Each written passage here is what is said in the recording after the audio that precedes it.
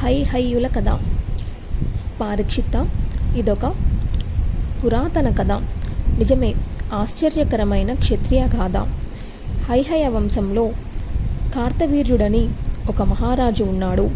అతడికి 1000 బాహువులు ఉండేవి. మహాశౌర్య సంపన్నుడు. ఇతడనే కార్తవీర్యార్జునుడు అని కూడా అంటారు. ధర్మతత్పరుడు. విష్ణుమూర్తి అవతారమైన దత్తాత్రేయుడికి ఇతడు శిష్యుడు. సర్వార్థప్రదుడు, సమర్థుడు, సిద్ధుడు. ఇతడికి భార్గవులు పురోహితులు. వారి మార్గదర్శకత్వంలో నిరంతరం దానపరాయణుడై భూరి దక్షిణలతో అనేక యజ్ఞాలు చేశాడు. యజ్ఞ నిర్వహణలో సంభావనలుగా, పారితోషకాలుగా, దానాలుగా అతడిచ్చిన ధన ధాన్య భూగో సువర్ణ రాశులతో భార్గవులందరూ చాలా సంపన్నులయ్యారు. ఏనుగులు, గుర్రాలు, రత్నాలు, మణులు, మాణిక్యాలు పుష్కలంగా అందుకున్నారు. కార్తవీర్యార్జునుడు తనువు చాలించి స్వర్గస్థుడయ్యాక చాలా కాలానికి హైహయ వంశీయులు నిర్ధనులయ్యారు. ఒక్కసారి ఏదో పని వచ్చి ధనం అవసరమయ్యింది. ఎక్కువ సొమ్ము కావాల్సి వచ్చింది. శత్రువులైన అహం చంపుకొని సవినీయంగా భార్గవులను యాచించారు.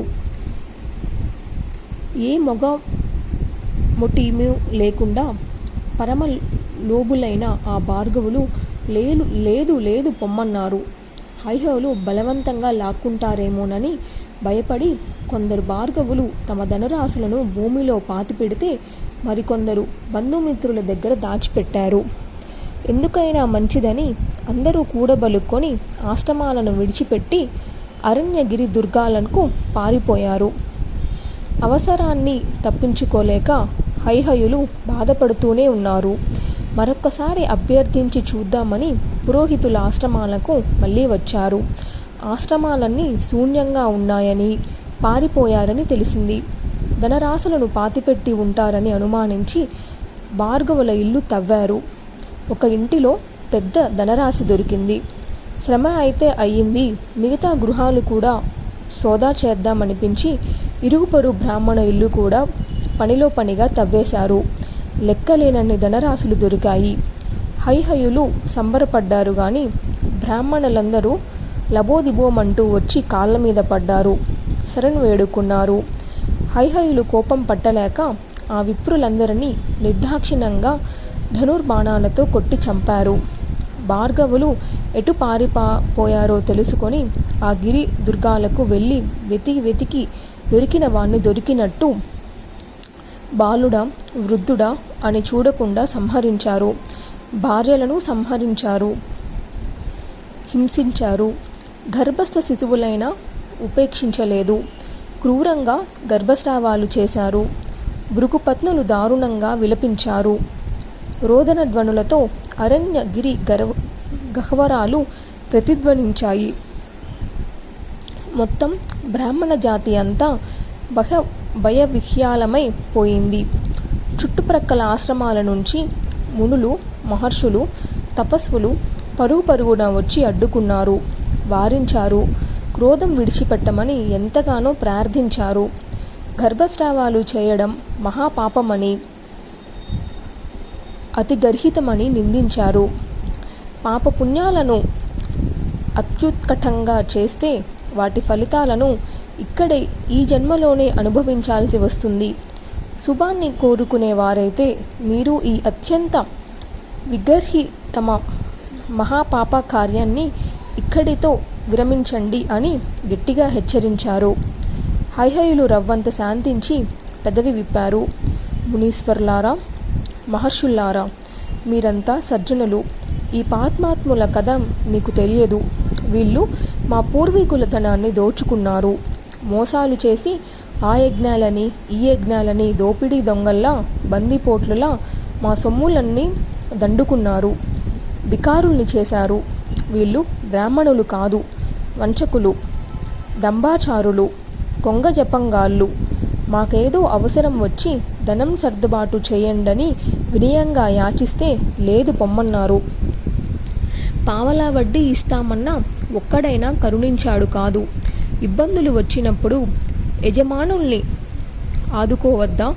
వీళ్ళు చేయవలసిన పనేనా ఇది? పైగా మేమెక్కడ బలవంతంగా చేస్తామోనని ధనరాశుల్ని భూముల్లో పాతిపెట్టి ఇల్లు విడిచి అడవుల్లోకి పారిపోయి వచ్చారు. ఇది భావ్యమేనా? చంపుతున్నామంటే చంపము మరి. అసలు వీరికి ఈ ధనం ఎక్కడి నుంచి వచ్చింది? కార్తవీర్యార్జునుడు ఇచ్చాడు. ఎందుకు ఇచ్చాడు? యజ్ఞాలు చేయమని, యాచకులకు పెట్టమని, తాము సుఖంగా అనుభవించమని. వీళ్ళు ఈ మూడింటిలో ఏ ఒక్కటి చేయలేదు. లోబులై కూడబెట్టి భూమిలో పాతిపెట్టారు. విప్రుడి ధనాన్ని కూడబెట్టనే కూడదు కదా శాస్త్రం.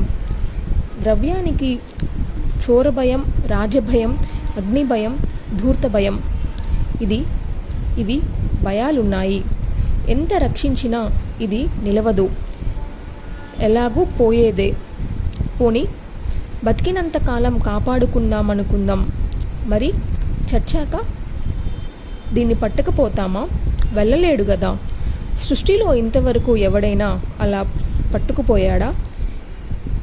అప్పుడైనా పరుల పాలు కావాల్సిందే గదా. ఈ మాత్రం తెలుసుకోలేక పరమ లోబులై ధనరాశులు కూడబెట్టిన ఈ నీచుల్ని బ్రాహ్మణులు అనవచ్చునా?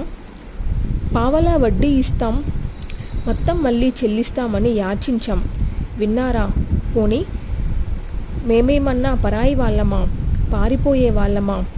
వీళ్ళంతా తరతరాలుగా మాకు పురోహితులే కదా, మేము యజమానులమే కదా.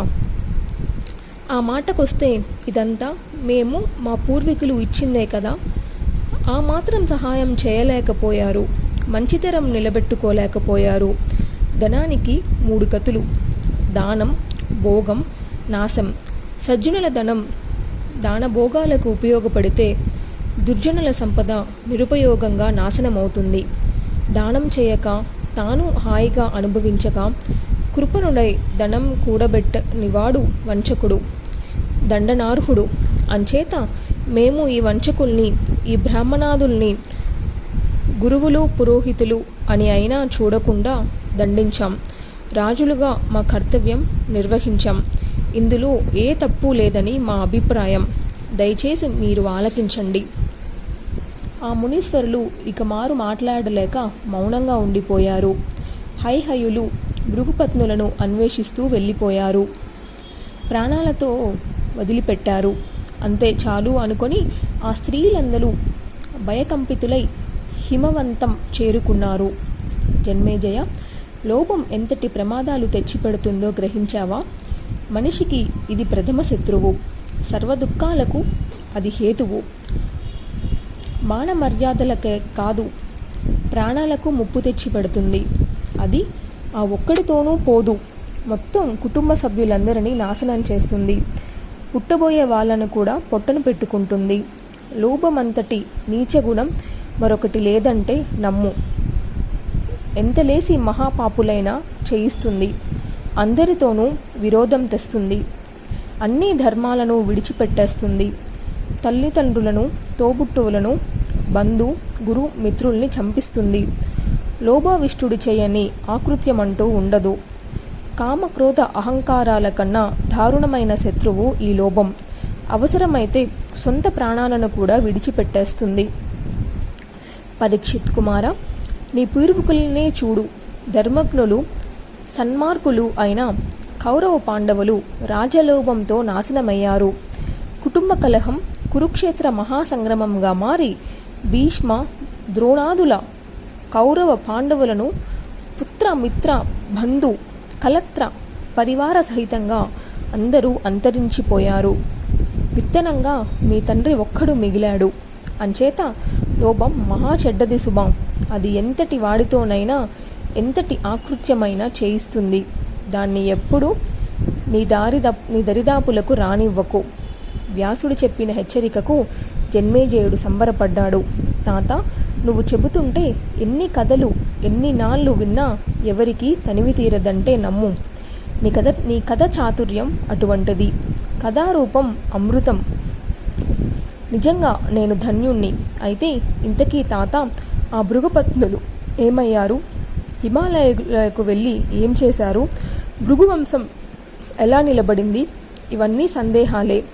క్రోధ వివసులై భార్గవులు వేటాడి సంహరించిన హైహయులు ఆ ధనరాశులతో ఏ ఘనకార్యాలు చేశారు? బ్రహ్మహత్య మహాపాతకం చుట్టుకోలేదా? ఎలా తప్పించుకున్నారు? ఇవి మరికొన్ని సందేహాలు నువ్వే తీర్చాలి. జన్మేజయ, తప్పకుండా తీరుస్తాను, విను. హిమాలయాలకు చేరుకున్న భృగుపత్నులు కొంతకాలానికి ఆ భయం నుంచి నెమ్మదిగా కోలుకున్నారు. నదీ తీరంలో మట్టితో గౌరీదేవి ప్రతిమను చేసి యథావిధిగా అర్చించి ఉపవాస దీక్షతో ప్రాయోపవేశానికి సంకల్పించి కూర్చున్నారు. ప్రాణత్యాగానికి సిద్ధపడిన ఆ సాధ్వీమణులకు మహాదేవి స్వప్నంలో సాక్షాత్కరించింది. మీలో ఒకరికి ఊరు నుంచి నా అంశతో కొడుకు జన్మిస్తాడు, అతడు మీ దుఃఖాలు తొలగిస్తాడు అని పలికి అదృశ్యమైంది. భృగుపత్నులు సంబరపడ్డారు. జగన్మాత చెప్పినట్టుగానే వారిలో ఒక భృగుపత్నికి తొడలో గర్భం ఏర్పడింది. అది దినదిన ప్రవర్ధమానమయ్యింది. మిగతా భృగుపత్నులు దాన్ని శ్రద్ధగా కాపాడుతున్నారు. చాలా ఏళ్లు గడిచాయి. భార్గవులను ఇంకా అన్వేషిస్తున్న హైహయులు హఠాత్తుగా ఒకనాడు అటువైపు వచ్చారు. వారిని చూడగానే భృగుపత్నులు భయవిహ్యులై పరుగు తీశారు. హైహయులు వెంబడించారు. పట్టుకోండి, చంపండి, అదిగో ఒకతే గర్భిణిగా కనపడుతుంది అని అరుస్తూ వెంటబడ్డారు.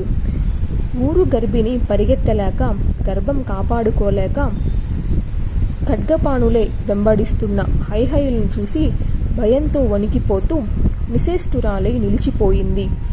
చేతులతో ముఖం కప్పుకొని గిరిగుహల మారుమ్రోగేలా దారుణంగా రోదించింది.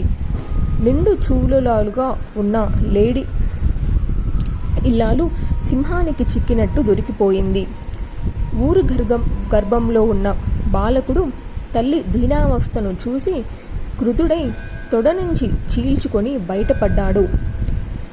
మధ్యందిన మూర్తాండిలా కాంతులు విరజిల్లుతున్నాడు.